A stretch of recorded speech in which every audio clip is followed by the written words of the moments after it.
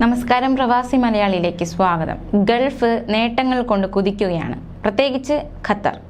FIFA ലോകകപ്പിന്റെ ആദ്യ ആഴ്ചയിൽ സന്ദർശകരുമായി ഹമദ് ദോഹ രാജ്യാന്തര വിമാനത്താവളത്തിൽ എത്തിയത് 7000-ലധികം വിമാനങ്ങൾ എന്ന റിപ്പോർട്ടുകളാണ് പുറത്തുവരുന്നത്.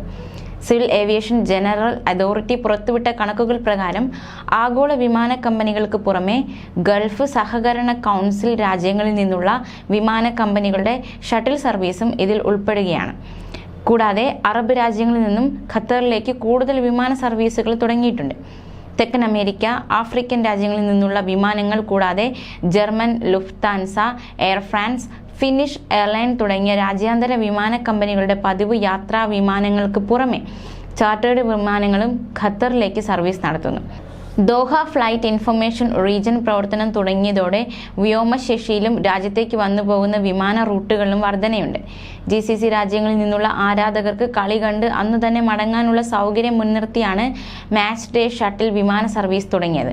Qatar Airways, fly Dubai, Kuwait Airways, Oman air, Saudi airlines എന്നീ 4 അറബ് എയർലൈനുകളുമായി സഹകരിച്ചാണ് ഷട്ടിൽ സർവീസ് നടത്തുന്നത്.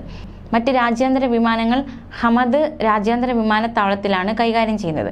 12 മുതൽ 15 ലക്ഷം ആരാധകരെയാണ് രാജ്യം പ്രതീക്ഷിക്കുന്നത്. അതേസമയം ലോകകപ്പ് വേളയിൽ ഇതുവരെ ഖത്തറിലെത്തിയ വിദേശികളിൽ 55% 10 രാജ്യങ്ങളിൽ നിന്നുള്ളവരാണെന്ന് ഖത്തർ ടൂറിസം വെളിപ്പെടുത്തി.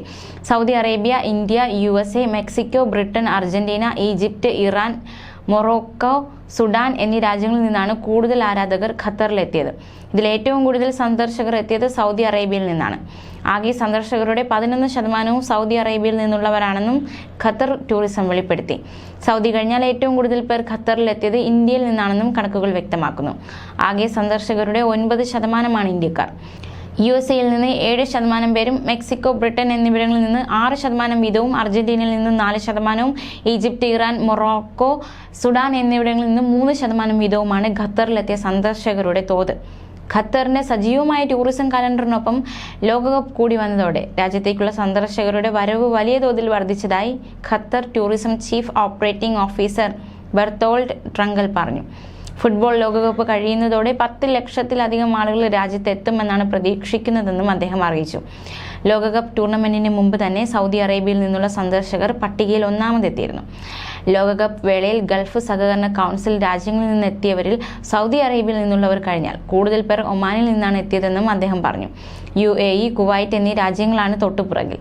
സൗദി അറേബ്യയിൽ നിന്നുള്ളവരിൽ 95% പേരും കരമാർഗമാണ് ഖത്തറിലേക്ക് വന്നത്. സൗദി ഖത്തർ അതിർത്തിയായ സൽവ ബോർഡർ ലോകകപ്പ് പ്രമാണിച്ച് വിപുലീകരിച്ചിരുന്നു. ഇവിടെ നിന്ന് മെട്രോ സ്റ്റേഷനുകളിലേക്കും സ്റ്റേഡിയങ്ങളിലേക്കും പ്രത്യേക ബസ്സുകളും ടാക്സികളും അധികൃതർ ഏർപ്പാട് ചെയ്യുകയും ചെയ്തിരുന്നു. അതേപോലെ ഒമാനിൽ നിന്നുള്ള സന്ദർശകരിൽ 57% റോഡ് മാർഗമാണ് രാജ്യത്തെത്തിയതെന്നും ട്രങ്കൽ പറഞ്ഞു.